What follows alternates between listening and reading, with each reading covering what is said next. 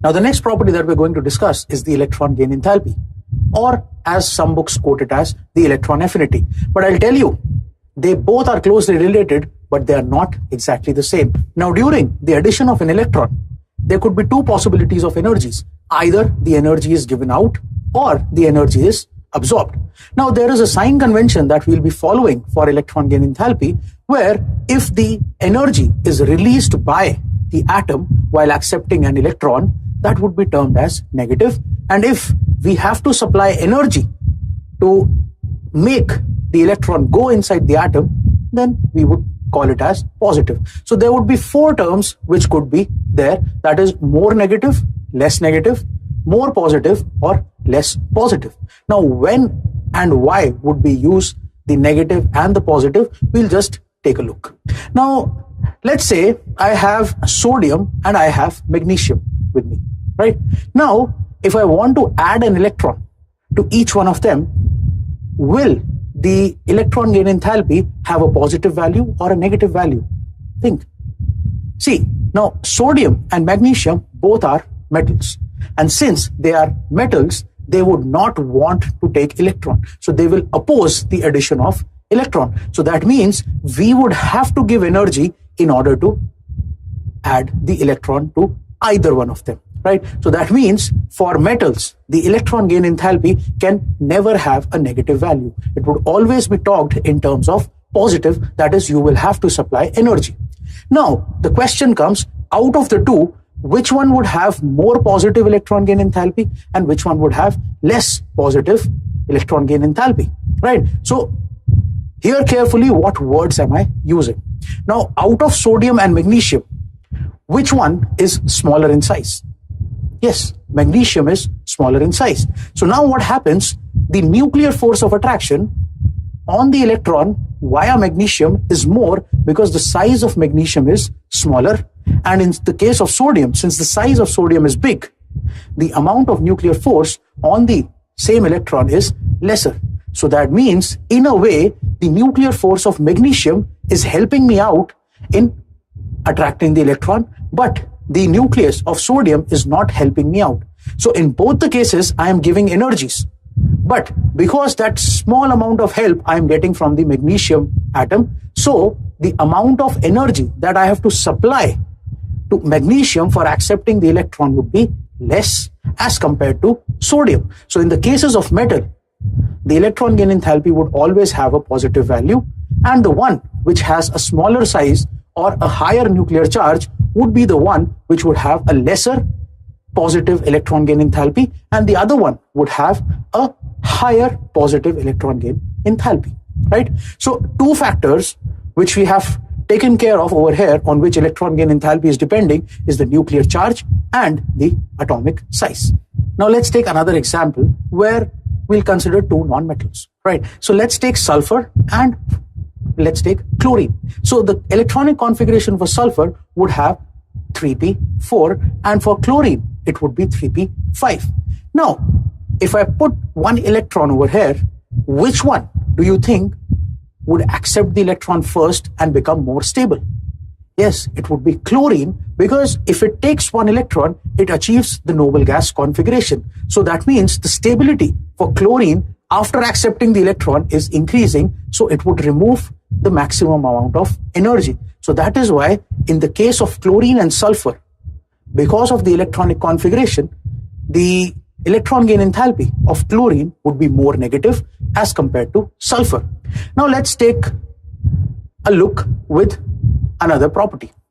Now, if I have the atomic radius considerations, then the atomic radius of chlorine is smaller as compared to sulfur. Then again, the amount of nuclear force or the amount of force that the nucleus would have on this electron would be more in the case of chlorine, and the electron would be more attracted towards chlorine as compared to sulfur. The second condition also favors chlorine, and this is why chlorine would have a more negative electron gain enthalpy value.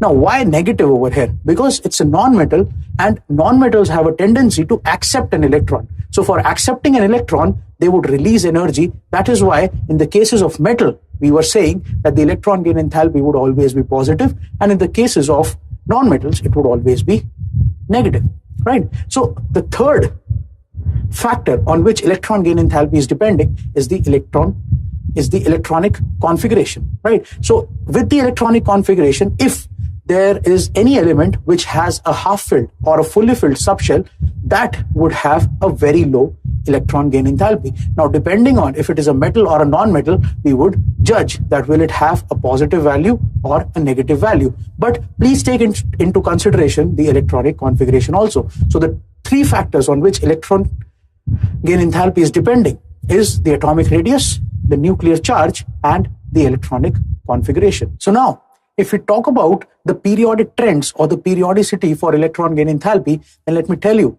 for electron gain enthalpy, you will not be able to have a proper periodic trend because your value would keep on changing depending on what are you taking. So I cannot say, or I cannot generalize that moving from left to right in a period, it should increase or decrease, or moving down the group, it should increase or decrease. It all depends on the examples that you are taking. Now, let me introduce the electron affinity that we were discussing. Now, affinity is the word that indicates love. That is electron loving. So, the actual definition for electron affinity is it is the negative of the electron gain enthalpy. So, wherever the electron gain enthalpy had a positive value, electron affinity will become negative.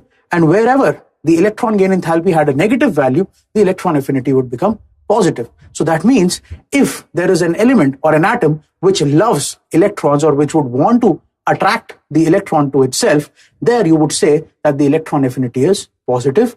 And the ones which do not want to take the electrons, there the electron affinity would be negative. Now I said that the electron affinity is very closely related to electron gain enthalpy. Now if you talk in terms of thermodynamics, then the enthalpy, that is the electron gain enthalpy, and the electron affinity has a relationship where the electron gain enthalpy is equal to the electron affinity minus 5/2 times of RT. Now that value R is the universal gas constant and T is the temperature in Kelvin scale. So using this relationship, we can find out what is the value of electron affinity if the value of electron gain enthalpy is given to you, or what is the value of electron gain enthalpy if the value of electron affinity is given to you. Now let us discuss few exceptions which arise in the case of electron gain enthalpy. The first prominent exception that is there for electron gain enthalpy is which will have a higher negative electron gain enthalpy value when you compare fluorine and chlorine. Now, the logic says that fluorine has a very small size, so the electron gain enthalpy would be very negative for fluorine because it will absorb the electron very easily. Now, for chlorine also has the same electronic configuration, so it can also absorb the electron easily. But the size of fluorine being smaller gives it the upper hand. But that is not the correct answer. The correct answer is the chlorine has a higher negative electron gain enthalpy value. Now why? Because fluorine has a very small size, right? And in the outermost shell, there are 7 electrons. So now in a very small space, 7 electrons are already present. And if I bring in the 8th electron, would the 7 electrons allow the 8th electron to come in? No, they would start repelling and they would not let that 1 electron come in. So what is actually happening? There is one attractive force from the nucleus to the incoming electron, but there are 7 electron-electron repulsions which are forcing the electron not to come in. So there you would have to supply energy in order to make it F minus. So that means a positive electron gain enthalpy is happening.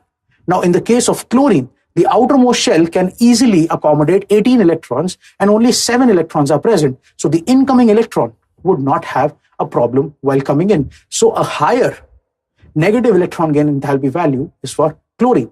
So that is why the graph, if we plot for electron gain enthalpy, looks something like this. It should have been something like this, but this anomalous behavior makes the graph look like this, right? So this is about the fluorine and chlorine example. Now, one such exception is also there between oxygen and sulfur. There also the same thing happens. For oxygen, that is the second smallest element for us, where in the outermost shell there are 6 electrons. And for sulfur, in the outermost shell, there are again 6 electrons. But for oxygen, the maximum number of electrons that can be accommodated in the second shell is 8. So similarly, if one electron is trying to come in, there are 6 electron-electron repulsions happening. But in the case of sulfur, that is not true. So the higher negative electron gain enthalpy value is for sulfur and not for oxygen. So these are the 2 exceptions that you should have in mind. Now, which one would you think will have the highest negative electron gain enthalpy values?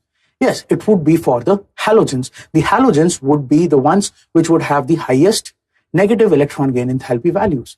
Now, there are some examples which have almost 0 electron gain enthalpy values, like beryllium and magnesium, or nitrogen and phosphorus. Why? Because for beryllium and magnesium, the electronic configuration is 2s2 and 3s2, where we have a fully filled electronic configuration. So if I'm trying to put in an electron, what am I doing? I'm distorting the electronic configuration. And if I'm distorting the electronic configuration, that would not go well with the atom. So atom would not want to take that electron. And that is why the electron gain enthalpy value for beryllium and magnesium is almost 0, or it's a very low value. And similarly, in nitrogen and phosphorus, the electronic configurations have 2p3 and 3p3 values, which is a half-filled electronic configuration. And again, because of the same reason that if the incoming electron comes in, the half-filled subshells would be broken off, and hence a decrease in stability will take place. That is why the electron gain enthalpy is not favored for that. So it has a very low value. Now, if like in ionization enthalpy, we had the successive ionization enthalpies where I was trying to remove first electron, second electron, third electron. Similarly, for electron gain enthalpies also, we have successive electron gain enthalpies where I add one electron, then I add the second electron, and if required, I can add the third electron also. But now what happens over here? Suppose if I take the example of oxygen and I put one electron in it. So what do you think? The value should be negative or positive? The value would be negative because it will be moving closer to the stable noble gas configuration, right? So the value is somewhere around minus 140 kilojoules per mole. Now, if I add one more electron to it, what should happen? Should it be a negative electron gain enthalpy value or a positive electron gain enthalpy value? Think. The normal logic says that it should be a negative electron gain enthalpy value because it is O minus now. So if I bring in one more electron, it will reach the noble gas configuration. So it should be easier. But no. At the same time, you have to see that when that electron has added, the size of oxygen becomes bigger. And if the size of oxygen becomes bigger, the attractive force of the nucleus on the incoming electron decreases. And that is why the second electron gain enthalpy for oxygen is having a positive value. And it is close to somewhere around 700 kilojoules per mole. Now, remember this fact that whenever a second electron gain enthalpy is happening, or you're trying to add the second electron, it would always have a positive value.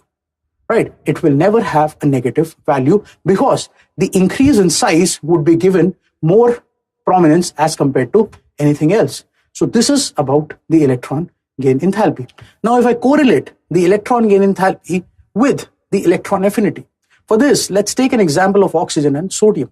For oxygen, we know that the electron gain enthalpy has a negative value, and for sodium, it has a positive electron gain enthalpy value. Right? Now, if I say electron affinity, out of the two, which has more electron affinity? It is oxygen, right? So oxygen would have a positive electron affinity, and for sodium, because sodium does not love electrons, so it would have a negative electron affinity. So this is how we say that electron affinity is the negative of the electron gain enthalpy.